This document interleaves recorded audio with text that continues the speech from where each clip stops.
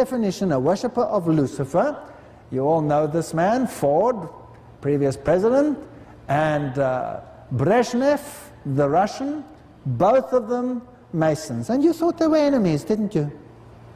You thought they were enemies. They were friends all along, planning the takeover of the entire world for Rome. Here I have the full catastrophe, all of them together.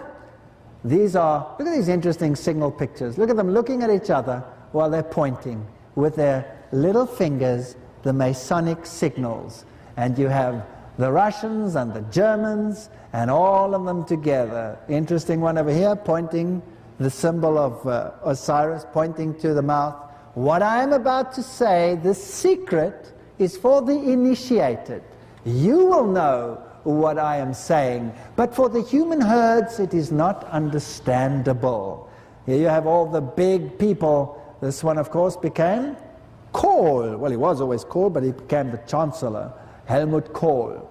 Again, there you have Tito and Brezhnev together with the Masonic signals. These, some of them, were lifted up as monsters, playing the bad cop, making it impossible for the people to eke out a living. The church was suppressed. We need the good cop to say, now, Tito, stop doing what you are doing or we will rattle your cage. And then everybody, like in the case of Napoleon, falls down and says, oh, thank you for the pressure. What can we do? Obey me and everything will be fine. Certainly, Pope, we'll do it. That's what they did. There you have Ford again and Tito together, and you have the Chinese delegates, Hao Ping. These people, all of them, these are all Masonic pictures of Ford and all the people in control then. Even Newsweek, if you watch the newspapers, you watch the news, you will see their Masonic signals. And they show who is who and what is what. Look at this one over here. Fascinating stuff, how they work together. Supposed enemies, but birds of a feather flocking together behind the scenes. This one over here comes from your own Masonic lodge here in Tulsa. Gerald Ford signed 33-degree Freemason. So I'm not pulling this out of my hat over here. And what about your next president over there? If you're interested about him, about Carter, there he is with B'nai B'rith. If you think Nazism is dead here in the United States, of course, with the freedom, look at the Masonic finger. Nothing is dead. Look at this Die Zeit with this magnificent Masonic signal picture of Chancellor Schmidt at that time with Jimmy Carter, both of them giving the Masonic signal and telling the world how far down the line and on track they are for their one world unitarian government. And if you thought that the Arabs were not included, I have news for you. Here he is with the Kaiser Haile Selassie, as by the way where the Rastafarians get their God King from, just by the way. And here you have the president of Jordania, King Hussein, with all the Masonic regalia, and the Pope. Every single nation in the world is ruled by Masons.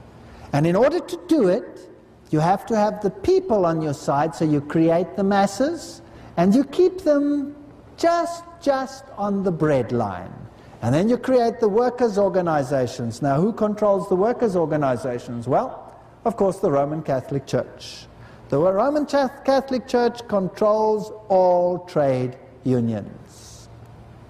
Here is the Pope, identifying himself as the friend of the workers, donning the hard hat, going out, creating the manifestos. They put 22,000 posters into Roman Catholic churches portraying Jesus as the friend of the working class, a redistribution of wealth, and the organizations that control all industry, control the inner workings of the higher elite is Opus Dei. That's sort of a secret society within a secret society, and your FBI, by the appointment of The previous president of this country appointed an Opus Dei man to run your FBI. So you're controlled by Rome 100%. Here you have another secret society within the papacy, having this symbol, which is about the symbol of Baphomet, symbol of Lucifer. These are the warlords of the Pope, the knights of the Pope, and notice the symbols that they have, all Masonic. The mafia, all these organizations are controlled. They use the same symbols as knighting. All of them are one and the same. The whole British power is the same.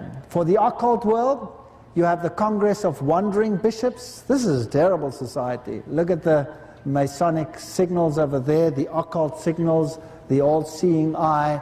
They control the New Age movement and all of those through the Masonic lodges.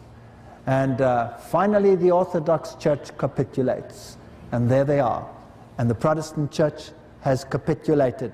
All of them have signed the documents recognizing Rome in the ecumenical spirit.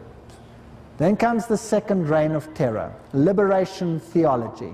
Father Camilo Torres, who was shot in 1966, declares, "The Catholic who is not a revolutionary is living in mortal sin." It's astonishing. If you look at Catholic countries, you have two classes of men. The poor, take Mexico, the poor masses and the rich elite. The poor and the rich. And by this means you control people. Rome cannot stand a middle class. All through the ages she controlled with an elite, and they had serfs. And we're going back towards that same situation. And they do it brilliantly via the economics. And then when Pope Paul died, this is what the obituary said in 1978. Pope Paul will be mourned by Catholics and Protestants, by Baptists and the Orthodox Christians, and by Muslims and Jews and people of every faith and land.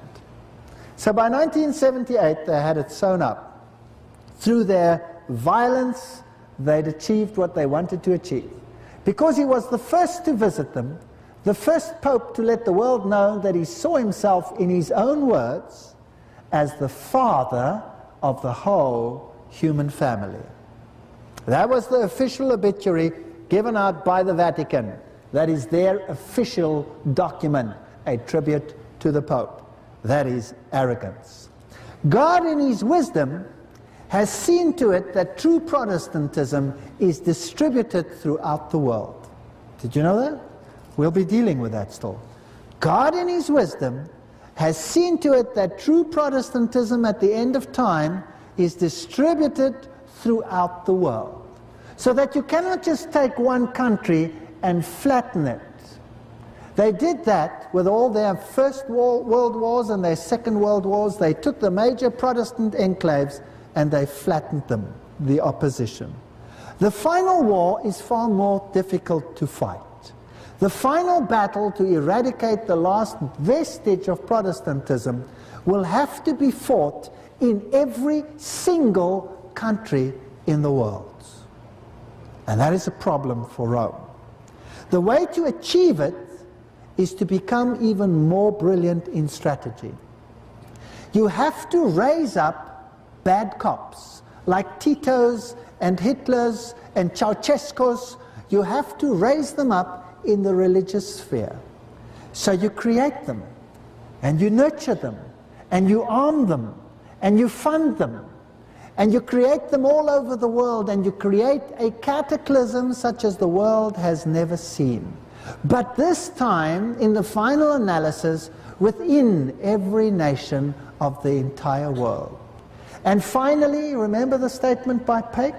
The citizens of the world forced to defend themselves will be ready to eradicate the fanatics that have been raised up.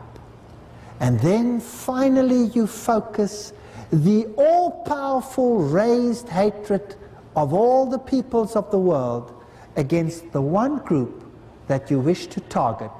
And through the media and this mass hypnosis of the media, you target them and you raise the ire of the people. Brilliant. Brilliant. Well, Jews will worship him, Muslims will worship him, no matter what it is. Here's a Jewish synagogue, and there's a little window up there. I asked them, this, by the way, was in Czechoslovakia.